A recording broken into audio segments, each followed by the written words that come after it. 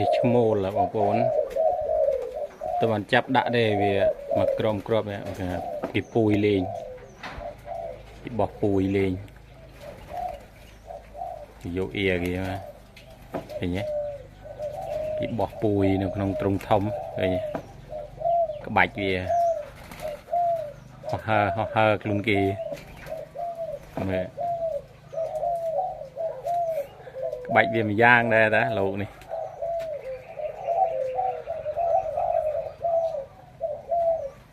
ស្ទីលវាឃើញទេចុះលើកបោះពួយហើរហោះខ្លួនគេយំបានមួយម៉ាត់ពីរគេហើរមួយម៉ាត់ពីរគេហោះម៉ាត់ពីរគេហើរមើលណាមើលបាច់វាអត់ដែលឃើញទេតែមិនឃើញមកគ្រាប់ណែវារៀងគ្រាន់ជាងគេនឹងតែក្បាច់មិនអីមិនអត់ដឹងទេបណ្ណាឡើងប្រភេទលោកលេងលើទេតែបងប្អូនដែលបើនិយាយទៅសម្រាប់អាលោកដែលយើងលេងលើឬលេងក្រោមហ្នឹងវាអាស្រ័យទៅលើបងប្អូនដែលអ្នកយកទៅបង្ហាត់ដែរទេបាទបងប្អូនគាត់ជាវទៅគាត់យកទៅបង្ហាត់អញ្ចឹងទៅគាត់អាចបាទបើគាត់បង្ហាត់ក៏លេងលើក៏បានលេងក្រោមក៏បានស្រេចលើបងប្អូនទេហើយនេះជាការយើងបង្ហាត់បង្រៀនវាឲ្យវាចេះយើងយកទៅលេងទេសម្រាប់ឲ្យដូចថាយើងអត្តនោម័តថាសម្រាប់ទាំងអាលោកនឹងលេងតែលើទេអញ្ចឹងទៅដល់ពេលបងប្អូនគាត់ជាវឬមួយគាត់បានទៅក៏គិតយកទៅលេងក្រោមអញ្ចឹងទៅចងជើងអញ្ចឹងទៅតែពេលលោកវាក្បាច់មានរៀងខ្លួនណាបងប្អូនវាដូចថាបងប្អូនខ្លះក៏គាត់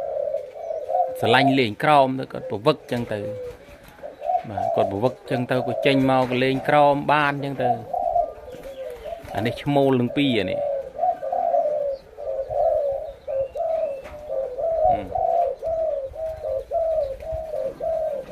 ខ្ញុំអត់ទាន់បានចាប់ទេ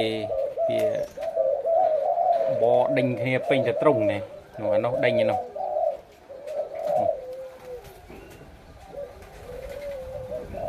អានោះបដេញគេនោះទៅអានេះក៏បដេញនេះទៅ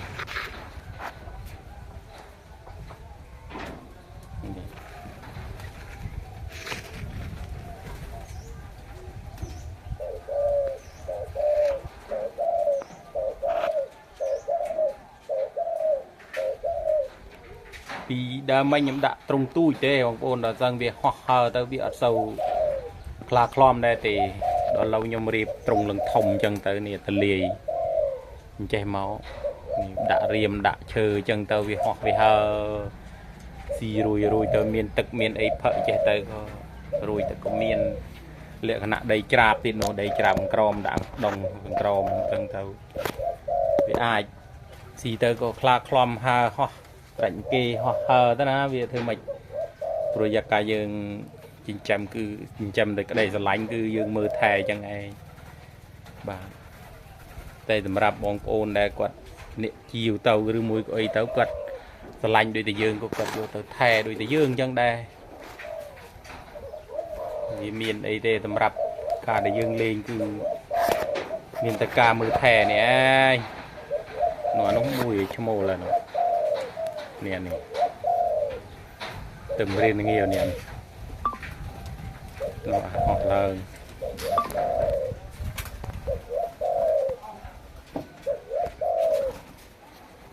នេះមើលនេះ